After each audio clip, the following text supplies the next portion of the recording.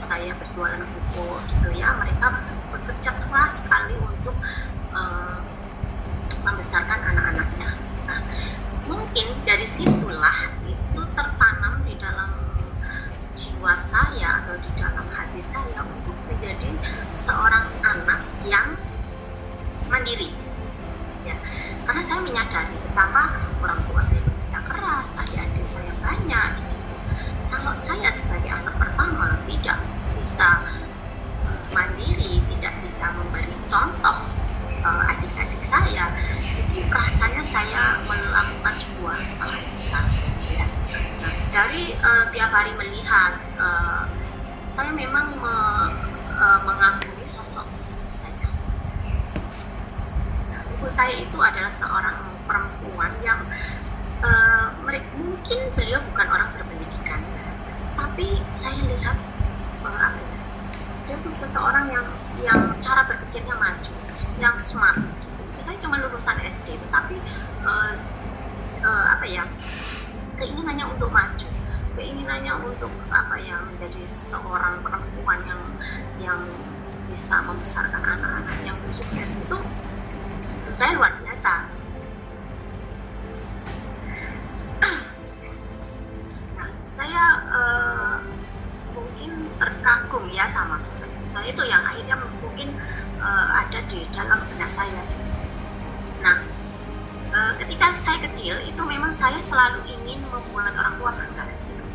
Minimal itu adalah dengan menjadi anak yang selalu berprestasi, gitu ya, menjadi anak yang punya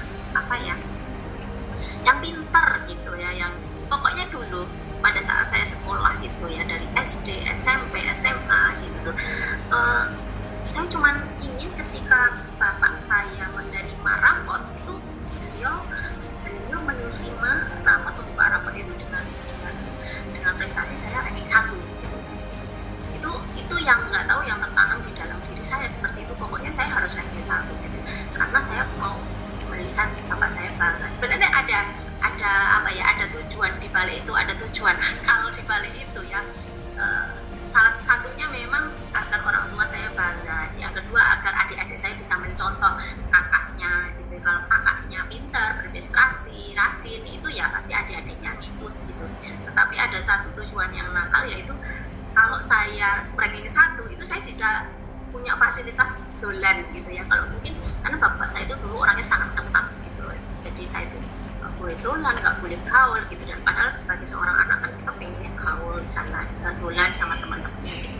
Nah, kalau trik saya untuk membuat bapak saya mengizinkan saya dolan, yaitu dengan saya punya prestasi terbaik di sekolah. Nah, pada saat saya SMP itu saya mendengar cerita dari guru saya, salah satu guru saya itu beliau bercerita kalau anaknya itu sekolah di setan gitu, enak, sekolah di setan nggak bayar gitu ya, gratis, terus pas lulus udah langsung jadi pegawai negeri, langsung ditempatkan, istilahnya langsung enak lah gitu. Itu saya kok aku tuh harus bisa masuk ke situ. Karena apa? Karena aku ingin meringankan beban orang tua. Saya ingin meringankan beban orang tua supaya saya bisa melanjutkan pendidikan itu tanpa membebani orang tua. Katanya kalau di setan itu sekolahnya pada saat sekolah aja udah dibayar. Wah, ini sesuatu banget menurut saya kan. Jadi kalau orang tua saya itu tidak perlu membiayai saya, kan biaya sekolahnya bisa untuk adik-adik saya gitu. Nah, jadi sejak SMP itu saya sudah bercita-cita menjadi mahasiswa STAN ya teman-teman. Jadi saya mulai SMA itu memang sudah mempersiapkan diri, pokoknya saya nanti kesini. Jadi memang cita-cita saya untuk bisa kuliah dari STAN itu memang sudah saya persiapkan dari semenjak SMP gitu ya. Nah, kalau teman-teman lihat ini foto keluarga saya di waktu dulu, ini baru 8 ya, karena saya ingat foto saya ini saya foto waktu saya tingkat 1 STAN ya, tingkat 1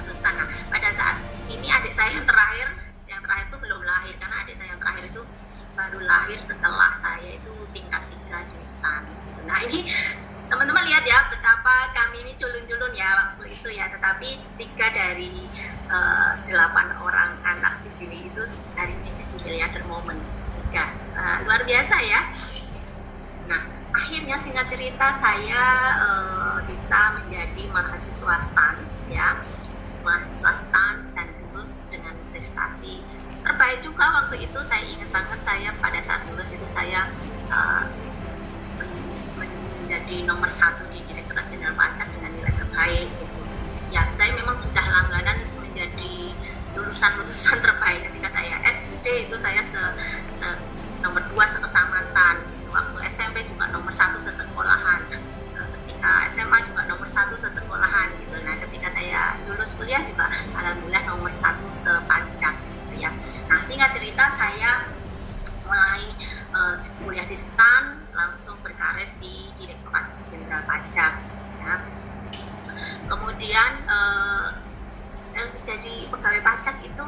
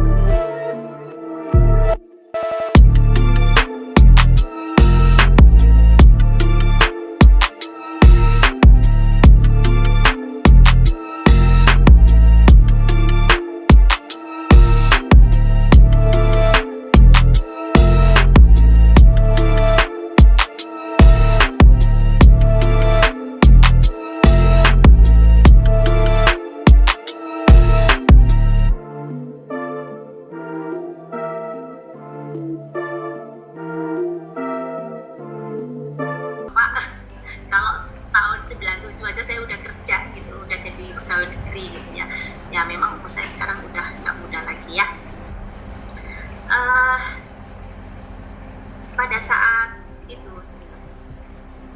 Jadi kalau dihitung 18 tahun saya bekerja sebagai sebagai auditor ya, yang tugasnya nguplek-nguplek keuangan perusahaan, bukan laporan keuangan gitu ya. Jadi ini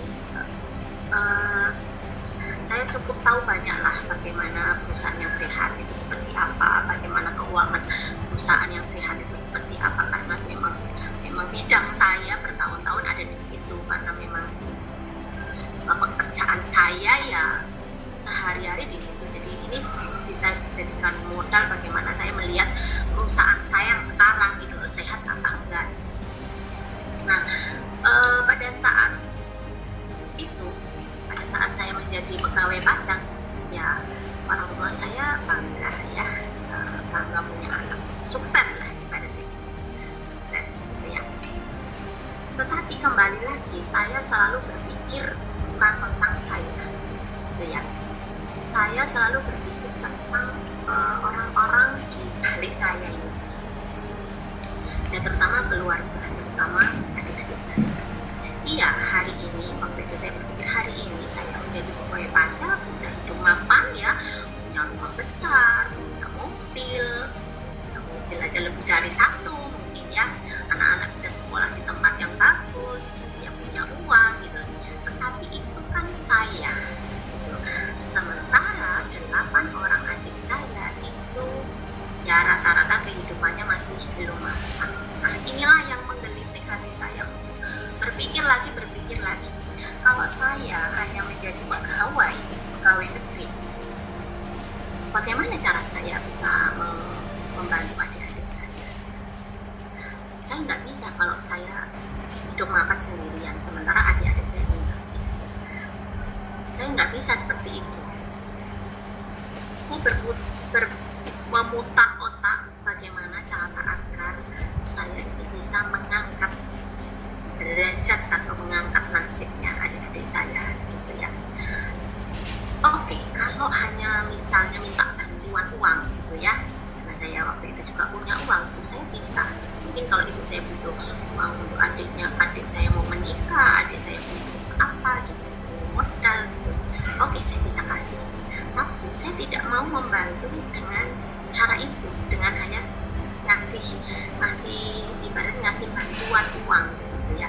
Ibarat ketika ada orang lapar itu, saya nggak mau cuman dia ngasih ikannya, ngasih makanannya, tinggal ini dimakan terus orangnya makan selesai lapar.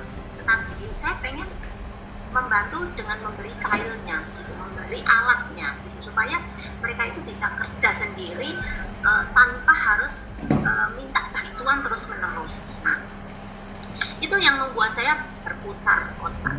Gitu. Lalu saya berpikir gini, orang tua saya seorang pebisnis ya, orang pedagang. Tapi kenapa saya nggak bisa berdagang ya waktu itu? Karena saya memang dari kecil cita-citanya mau jadi pegawai. Udah hidup itu sekitar tahun 2008 ya. Udah 10 tahun saya jadi pegawai, rasanya sulit sekali untuk berdagang atau berbisnis ya. Kenapa orang tua saya berdagang? Apa nggak ada di darah saya yang berdagang? Masa sih gitu loh, orang tua saya berdagang, saya nggak bisa berdagang? Saya nggak percayai itu. Harusnya kalau orang tua saya bisa berdagang, harusnya saya bisa dong gitu. Tapi di dalam diri saya ini kok banyak sekali ketakutan ketika saya mau berbisnis, gitu, mau berdagang gitu loh. Takut malu, takut ditolak, takut direndahkan ya. Bagaimana? Saya ini kan seorang istilahnya kalau di kantor itu, apalagi pemeriksa pajak itu kan pejabat ya, yang ditakuti sama orang-orang gitu. Yang orang itu kalau kita datang itu udah miminya aja udah takut gitu, apa yang kita minta dikasih gitu ya. Tapi sebagai seorang pedagang kan kita nggak bisa begitu. Sebagai seorang pedagang, apa mungkin ya saya bisa baik-baik sama orang, bisa ngalah, bisa memberikan pelayanan, bisa, namanya pedagang ya kan, pasti juga harus memberikan servis gitu. Aduh, kayaknya saya nggak bisa banget deh, kayaknya ini berat. Tapi saya nggak percaya itu berat tuh hanya di awal, tapi saya mau mencoba, pasti saya bisa. Itu keyakinan yang saya bangun. Saya sangat terinspirasi dengan sebuah hadis Nabi yang mengatakan bahwa 9 dari 10 rezeki itu asalnya di dunia, ada di dunia perniagaan gitu. Artinya kalau rezeki itu sebagian besar ada di dunia perniagaan, ada peluang besar di sana. Why? Kenapa aku takut gitu ya? Lalu saya memutuskan untuk mencoba berbisnis dengan motivasi, karena saya ingin menjadi seseorang yang bisa membantu orang lain, terutama adik-adik saya gitu. Karena saya berpikir begini, kalau saya punya bisnis, saya bisa nih gandeng adik-adik saya untuk bekerja sama di bisnis itu, sehingga ya mereka jadi punya pekerjaan di situ gitu. Karena kalau mereka mau misalnya saya ajak jadi pegawai pajak kan nggak bisa, nggak ada prosedurnya gitu kan. Nah, akhirnya singkat cerita saya memulai sebuah bisnis kecil-kecilan. Karena waktu itu saya senangnya tampil modis, saya punya passion di dunia fashion ya gitu. Kata orang kalau saya itu kalau tampil gitu ya, kalau pakai baju itu bagus-bagus, beda gitu lain daripada yang lain. Saya memang punya jadi saya kalau pakai sesuatu itu nggak mau yang semua orang pakai gitu. Saya harus spesial, yang beda gitu, yang aneh-aneh gitu. Ya bukan yang aneh tapi yang beda, yang nggak pasaran gitu ya. Terus akhirnya saya karena itu menurut saya adalah bidang saya di dunia fashion, akhirnya saya membangun yang namanya, saya mulai terjun di bisnis fashion, busana muslim ya. Meskipun waktu itu saya punya uang gitu ya, tetapi saya nggak berani dong, karena saya kan gini ya, saya akuntan, jadi saya tahu orang hitung-hitungan bisnis itu seperti apa gitu. Saya nggak berani dong meskipun saya punya uang langsung buka toko gitu, enggak. Jadi saya memulai bisnis saya dulu di tahun 2008. Itu masih jarang sekali orang bisnis ya, dunia internet juga masih sangat terbatas gitu ya, media sosial juga masih sangat terbatas.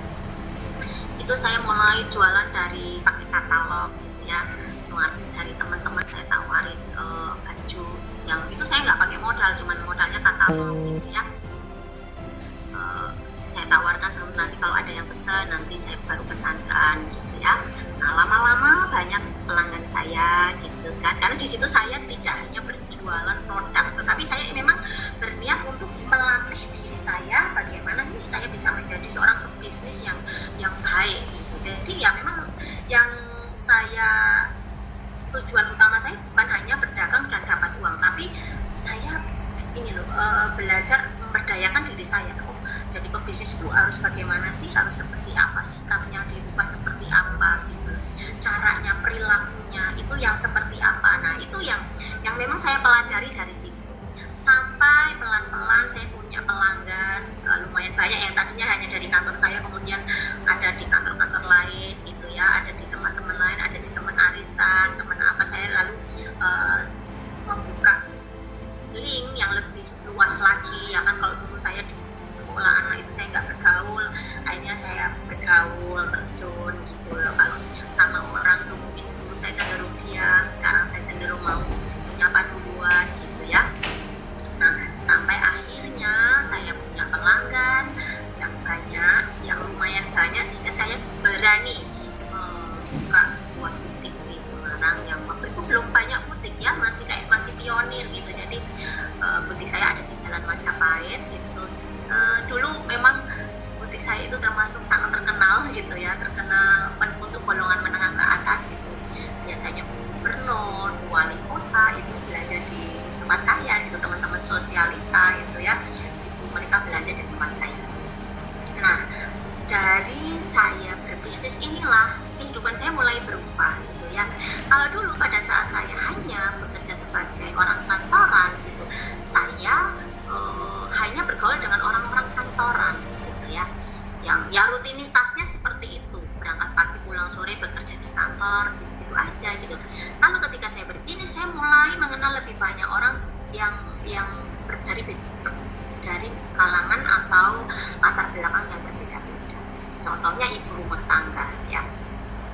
Saya melihat banyak sekali pelanggan saya, para ibu rumah tangga itu kok hidupnya enak banget ya gitu ya.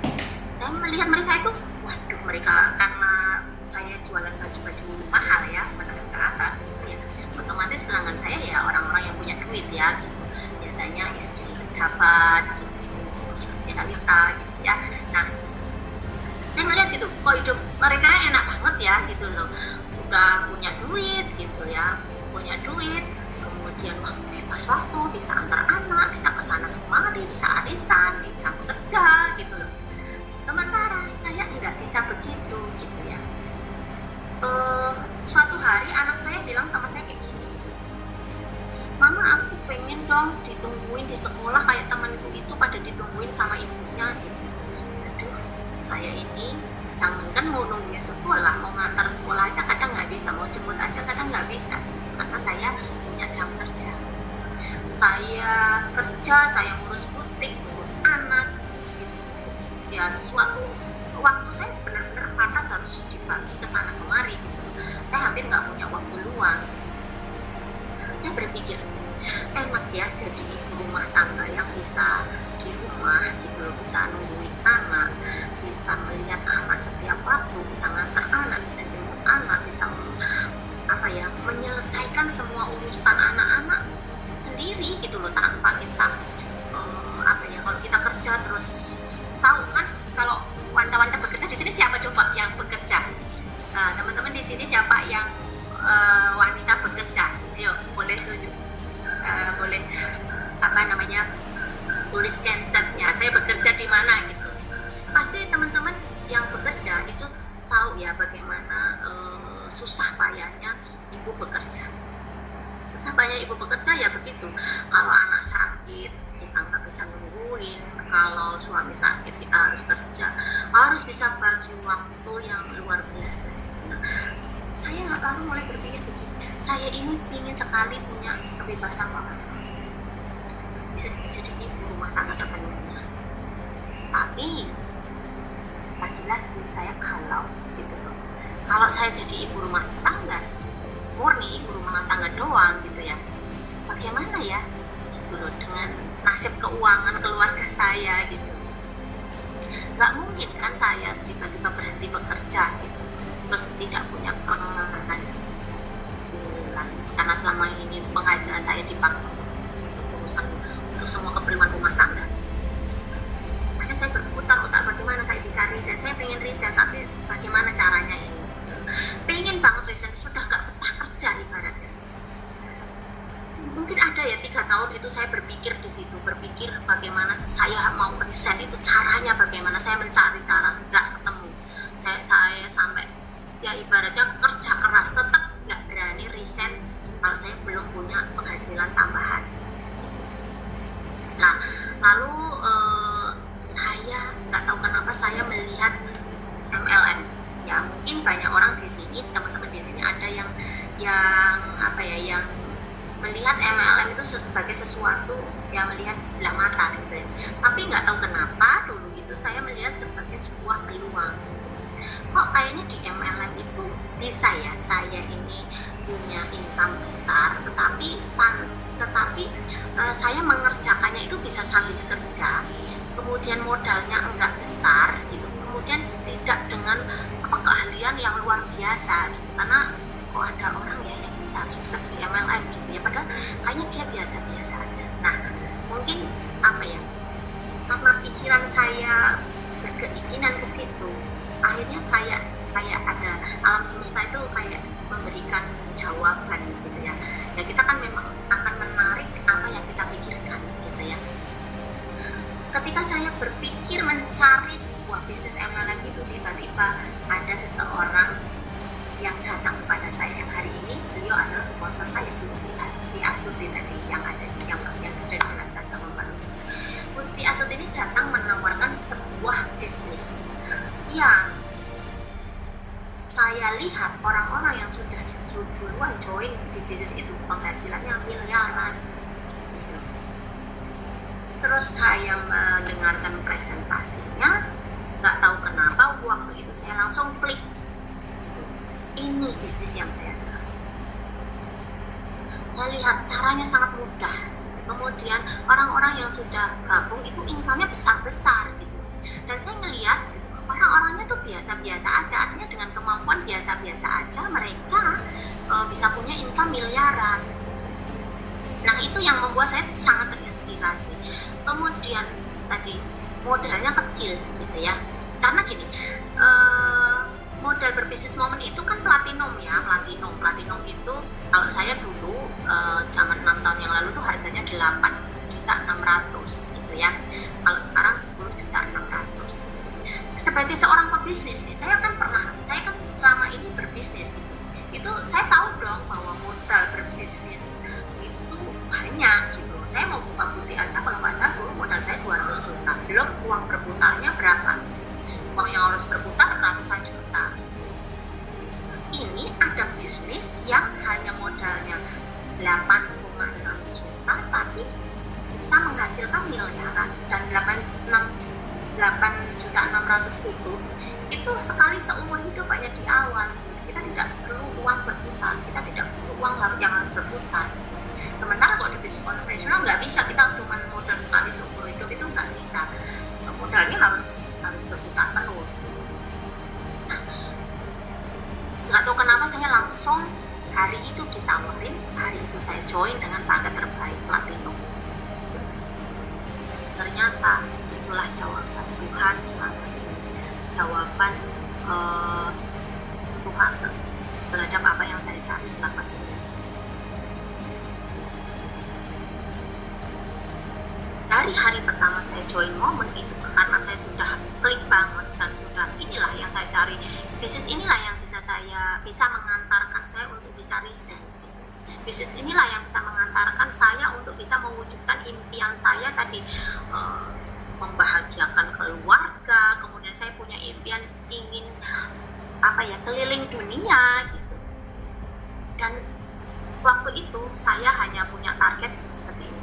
Saya ingin punya penghasilan 1 bulan di momen itu 30 juta. Ya, karena apa? Karena waktu itu gaji saya sekitar 20-an juta gitu ya.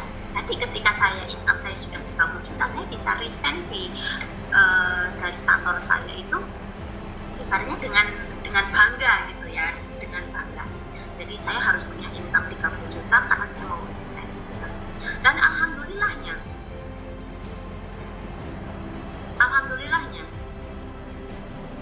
bulan pertama saya bergabung di Momen itu bonus saya mencapai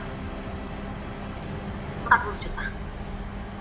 Wow, baru 1 bulan pertama target sudah langsung terpenuhi. Saya semakin semangat ya, semangat sekali mengerjakan bisnis Momen ini. Karena di awal itu saya memang niatan saya bekerja, dulu dari niatan saya sekolah, niatan saya bekerja, niatan saya berbisnis itu memang karena saya ingin membantu adik-adik saya, maka di Momen pun seperti itu. Orang pertama yang saya ajak ya adik-adik saya gitu. Orang pertama yang ibaratnya join sama saya ya adik-adik saya. Nah ini adalah foto di mana dulu ini yang di atas ini sebelum join. Ini adalah hari pertama ketika kita join Momen ya. Nah ketika kita dijelaskan tentang Momen oleh Bu Astuti ya.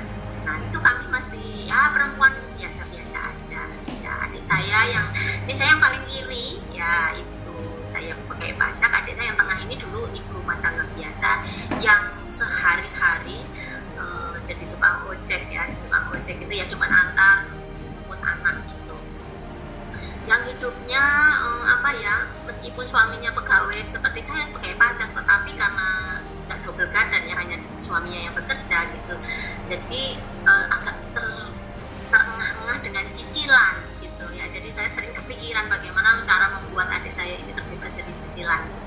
Nah kalau adik saya yang ini nomor 6, kalau yang tengah ini namanya Nana, ini nomor 3, yang pinggir ini nomor 6 namanya Fawa. Itu dulu kerjanya masih serabutan ya, memang mereka kerja di butik sama saya, di bisnis fashion sama saya, tetapi ya masih serabutan gitu ya. Nah akhirnya kami memutuskan bertiga untuk join. Sebenarnya suatu keluarga saya ajak, cuman yang ibaratnya yang mengerjakan bertiga ini. Dan alhamdulillahnya ya beberapa bulan kemudian mereka ini sudah punya income miliaran ya. Jadi ini yang di bawah ini ketika kami sudah menjadi miliarder ya, ketika bersaudara menjadi miliarder semua. Jadi teman-teman, disitulah ada rasa bangga ya, ada rasa bahagia di dalam diri saya, di mana saya ini kalau dulu saya kerja di pajak ya itu ya saya sendiri yang lapang. Tetapi ketika saya bekerja di Momen ini ya, saya tidak sendirian gitu. Saya bisa gandeng ceneng keluarga saya, adik-adik saya. Nah waktu itu ya 2 bulan kemudian bonus saya sudah 100 juta, 8 bulan kemudian bonus saya sudah 1 miliar gitu ya. Saya mantap dong untuk resign gitu ya, saya mantap banget untuk resign. Tapi lagi-lagi saya berbeda. Waktu saya minta izin sama ibu saya, saya mau resign gitu. Ibu saya jelas menolak. Bagaimana mungkin anak kebanggaan ya kan, anak kebanggaan, seorang anak kebanggaan kok tiba-tiba resign gitu. Ibu saya sedikit marah gitu ya. Marah, dia sampai bilang sama saya, kalau kamu resign, kalau kamu nekat resign gitu, aku nggak akan doain kamu. Waduh, gimana ini, saya juga nggak pernah kerja, malah ibu saya nggak mengizinkan saya resign gitu ya. Waduh, untungnya ibu saya itu sangat percaya sama suami saya. Suami saya ikut menjelaskan bahwa semua ini sudah dipersiapkan, semua ini sudah sudah dipikirkan masa-masa gitu, dan nyatanya kan memang ada hasilnya dunia di bisnis ini. Dan nyatanya kalau dulu jadi pegawai pajak itu hanya bisa ibaratnya sukses sendirian, tetapi di momen ini ternyata kan bisa mengajak adik-adik. Jadi ini adalah jalan terbaik. Nah, alhamdulillah ibu saya itu mau menerima alasan saya kenapa saya resign gitu ya. Dan akhirnya saya resign di bulan Desember 2015 gitu ya. Itu sekitar 1,5 tahun saya menjalani bisnis momen itu, masih bekerja di pajak ya. Jadi kalau ada teman-teman yang hari ini masih kerja kantoran, jangan berpikir bahwa aku kan masih sibuk, masih tidak punya waktu untuk mengerjakan bisnis. Nah, coba mindsetnya dibuka gitu loh. Justru pada saat kita sekarang masih punya pekerjaan, masih punya penghasilan, coba teman-teman buka peluang baru untuk mempersiapkan nanti kalau misalnya teman-teman pensiun gitu. Teman-teman pensiun tuh harus tetap punya penghasilan. Kalau teman-teman sudah membangun bisnis dari sekarang, ya pasti pensiun itu nggak terlalu berat gitu ya. Jadi buka mindset bahwa orang yang masih bekerja itu bukan berarti tidak bisa punya bisnis gitu ya. Karena terbukti saya dulu awal menjalani bisnis juga masih bekerja gitu loh, masih sangat sibuk di kantor, masih punya bisnis konvensional gitu, tetapi saya bisa mengerjakan bisnis momen ini karena bisnis momen ini fleksibel gitu ya, karena awalnya sebenarnya cuma HP saya. Nah, akhirnya saya resign, yaitu di angka saya punya bonus 3,5 miliar. Ya, kenapa saya yakin? Ya karena faktanya seperti itu, faktanya uang yang saya dapat banyak dan saya menginginkan sekali yang namanya kebebasan waktu. Itu memang sudah cita-cita dan impian saya yang tidak bisa ditukar, yang harus saya beli dengan kerja keras dan perjuangan. Kenapa begitu? Saya tidak mau menghabiskan waktu saya hanya untuk hanya untuk rutinitas berangkat pagi pulang sore. Saya ingin melihat dunia luar, saya ingin jalan-jalan keliling dunia, saya ingin ada di rumah bersama anak-anak saya ingin punya kebebasan waktu. Menurut saya kebebasan waktu itu adalah sangat penting. Nah, menurut saya waktu itu, makanya saya mantap untuk resign, karena yang saya mau beli adalah kebebasan waktu. Kebebasan waktu menurut saya tidak bisa ditukar dengan uang sebanyak apapun. Nah, waktu berlalu ya, akhirnya semua hampir satu persatu impian saya mulai terwujud ya. Uang ada, kebebasan waktu ada, akhirnya saya bisa membahagiakan orang-orang yang saya cintai. Ini di balik foto ini ada ceritanya ya teman-teman.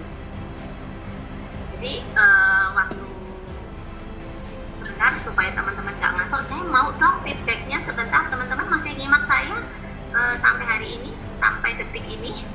Tolong dong yang masih nyimak berikan chatnya ke sini biar saya bisa dengarkan, biar saya bisa lebih semangat lagi. Teman-teman tolong, masih nyimak kah?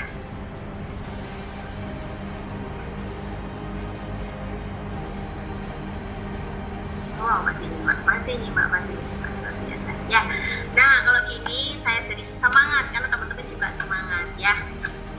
Soalnya kalau bicara di Zoom kayak gini tuh kayak kita nggak lihat audien kan, jadi memang harus teman-teman harus bantu saya untuk memastikan bahwa teman-teman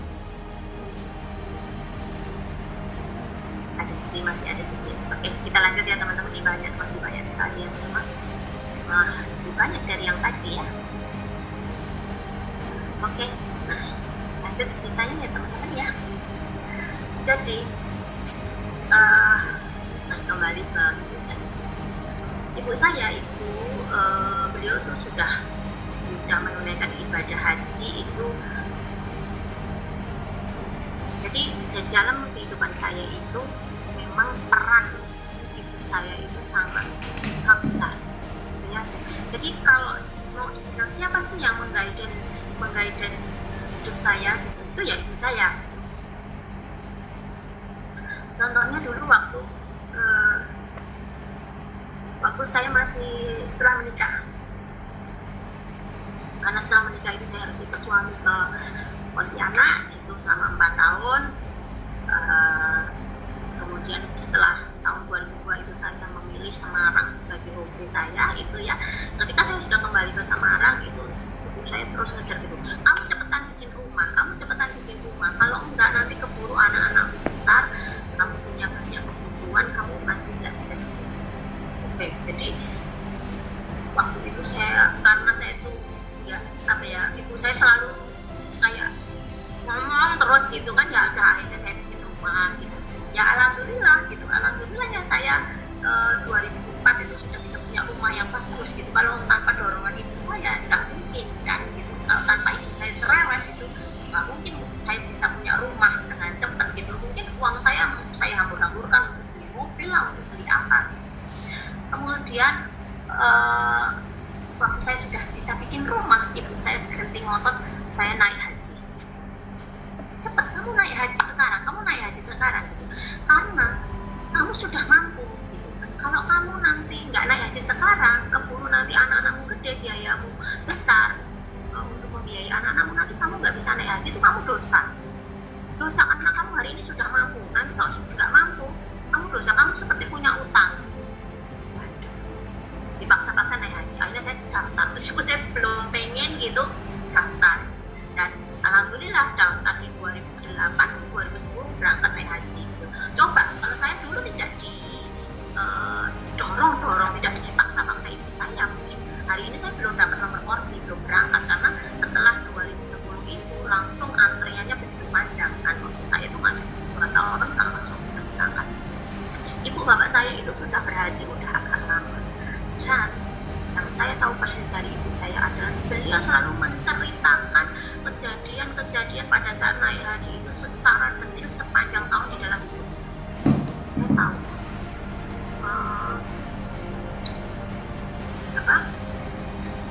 berada di tempat suci itu ada sesuatu yang besar, sesuatu yang berharga, sesuatu yang bernilai. Terus maaf ya, saya agak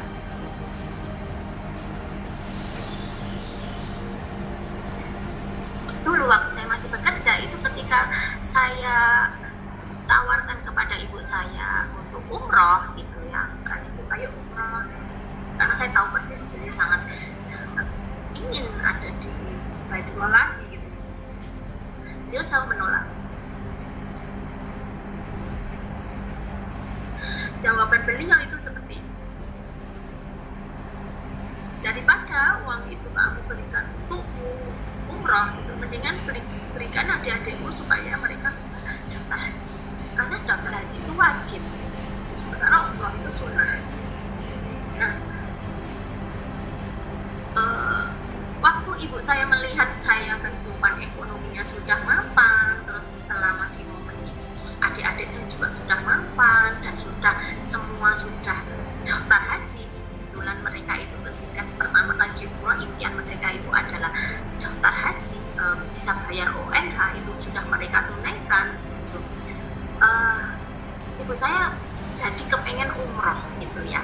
Tahun 2015 saya ingat banget ketika ibu saya bilang begini, 2015 akhir, waktu itu saya masih kerja gitu, ayo kapan aku diajak umroh, aku selama mati, ibu saya, ayo kapan aku diajak umroh, nanti aku keburu mati, keburu meninggal gitu.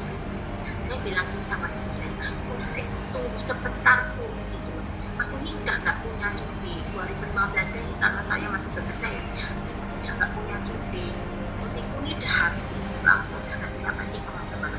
Tunggu awal tahun 2016 aku udah resign, aku udah nggak punya tanggungan, ibaratnya aku sudah nggak perlu cuti-cutian gitu, nanti kita langsung berangkat gitu. Oke, awal tahun 2016 saya memberangkatkan